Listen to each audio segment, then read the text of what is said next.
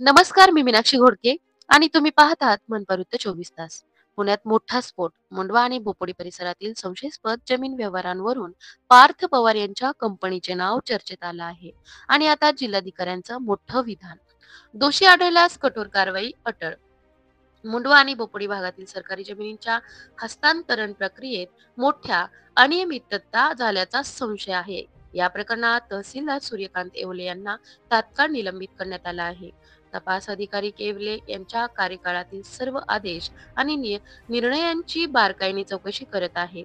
जिल्हाधिकारी जितेंद्र डुडी म्हणाले, निलंबन हा प्राथमिक टप्पा आहे, पण दोषी आढळल्यास कठोर शिस्तभंगाची कारवाई, पदोन्नती थांबवणे, वेतनवाढ रोखणे अटळ आहे. म्हणजेच दोषींना वाचवणार नाही, असा स्पष्ट इशारा प्रशासनाकडून देण्यात आला आहे. मुंडव्यातील जवळपास 40 एकर महार वतन जमीन तर बोपोडीतील 13 एकर सरकारी जमीन या दोन्ही व्यवहारांमध्ये कायद्याच्या चौकटीबाहेर काम झाल्याचा गंभीर संशय व्यक्त केला जातो.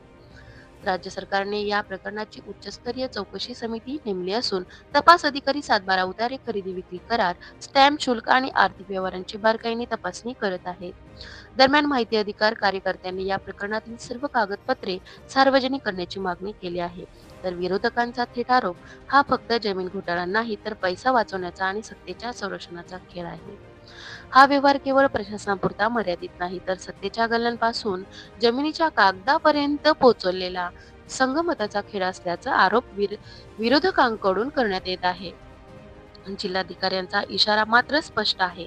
जो दोषी असेल त्याला शिक्षा नक्की होईल, पण प्रश्न अजूनही तोच, हा तपास खरंच पारदर्शक होणार का, की पुन्हा एकदा राजकीय वजनदार नेत्यांच्या छत्रीतून जमीन घोटाळा दाबला जाणार?